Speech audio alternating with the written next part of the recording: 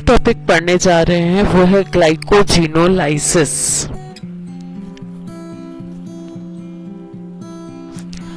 Glycogenolysis एक biochemical process है जिसमें ग्लाइकोजन ब्रेक डाउन होता है और वापस से ग्लूकोज का फॉर्मेशन होता है।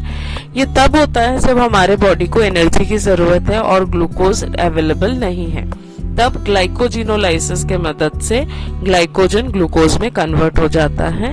और ये रिएक्शंस मेनली लिवर्स और मसल्स में होता है जब ब्लड ग्लूकोज लेवल कम हो जाता है। इस रिएक्शंस को हम सिंपल समझने के लिए बोल सकते हैं कि ये ब्रेकडाउन ऑफ ग्लाइकोजन है, और जो ग्लाइकोजन है वो ग्लूकोज के चेन से बना हुआ है, तो जब ब्रेकडाउन होता है तो ग्लूकोज मॉलिक्यूल्स बनते हैं। एंजाइम जो लगता है वो बेसिक एंजाइम है ग्लाइकोजन फॉस्फोराइलेज।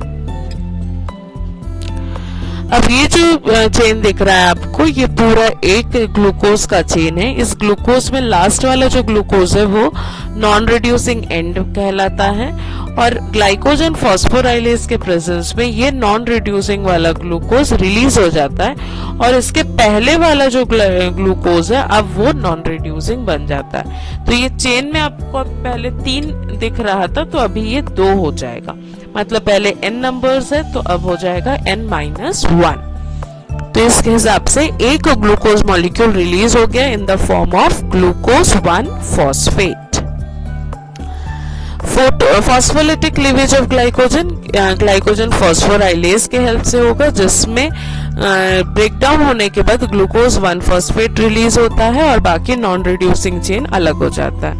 ये इंपॉर्टेंस क्या है, क्योंकि ये पहला स्टेप है जहां पे ग्लूकोज रिलीज हो रहा है in the form of glucose one phosphate, और अगर यहाँ पे कहीं पे भी ब्रांचिंग्स है तो वहां पे दूसरा डी ब्रांचिंग एंजाइम आता है और वो आपके ग्लूकोज मॉलिक्यूल्स को रिलीज करता है।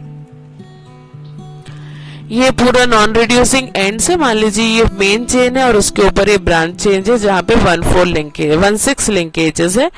तो ग्लाइकोजन फॉस्फोराइलेज जब आएगा तो एक एक ग्लूकोज रेसिड्यूज को वो रिलीज करेगा in the form of glucose one phosphate, और आखिरी में 4 ग्लूकोज रेसिड्यू को वो ब्रेक नहीं कर सकता। जब हम ग्लाइकोजन का फॉर्मेशन देखे थे तब भी हम देखे थे कि 4 को छोड़ के ही वो ऐड करता है, तो उसी तरह से ये 4 को ब्रांच नहीं कर पाता है, तो आता है डी ब्रांचिंग एंजाइम।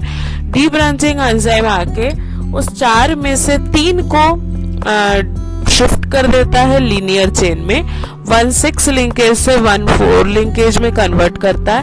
अब जो एकमात्र ग्लूकोज 1-6 में बच जाता है वो फिर उसको डिग्रेड करता है, तो हमारा कॉम्प्लेक्स चेन अब लीनियर चेन में ऐसे कन्वर्ट हो सकता है। ये अनब्रांच्ड चेन अब बन गया है। अब फिर से यहाँ पे 1 2 3 4 करके ग्लाइकोजन फॉस्फोराइलेज रिमूव करते जाएगा ग्लूकोज को, जो कि ग्लूकोज 1-फॉस्फेट के फॉर्म में रिलीज होंगे।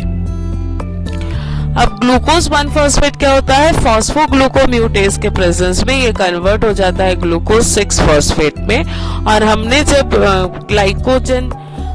ग्लूकोनियोजेनेसिस पढ़ा था तब हमने पढ़ा था कि ग्लूकोज 6-फॉस्फेट वापस कन्वर्ट हो सकता है ग्लूकोज में, तो ये वहां से रिएक्शन में चले जाता है जहां पे ग्लूकोनियोजेनेसिस होता है और वापस आपको ग्लूकोज का प्रोडक्शन मिल जाता है।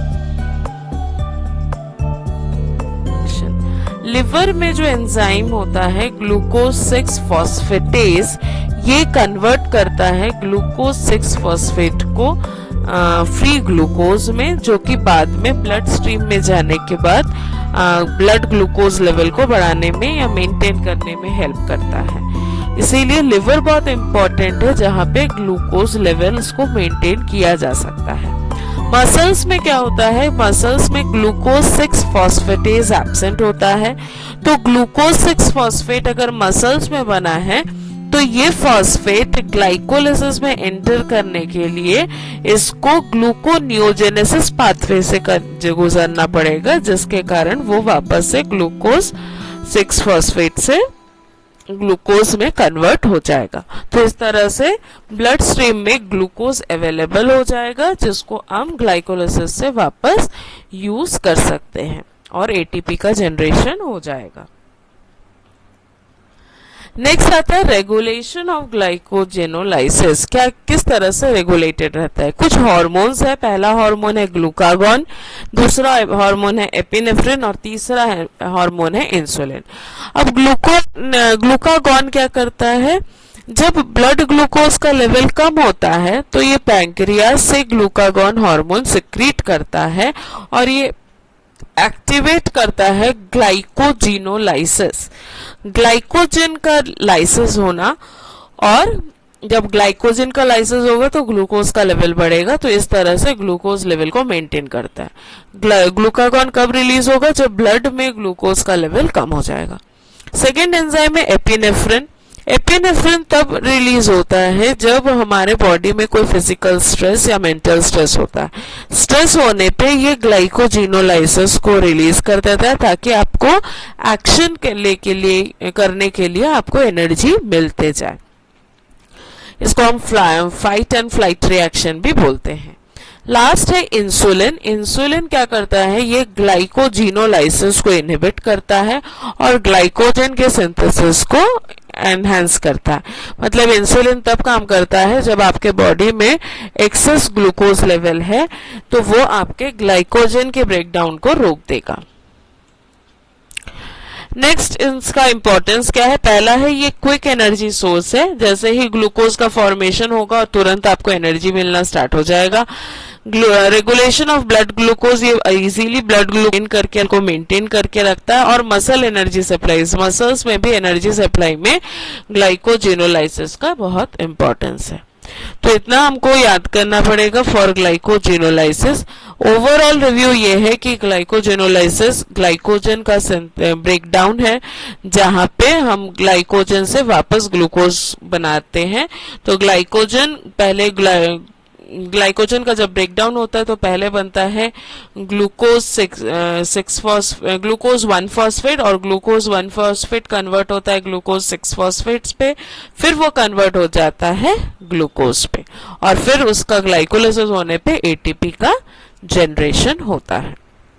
Thank you.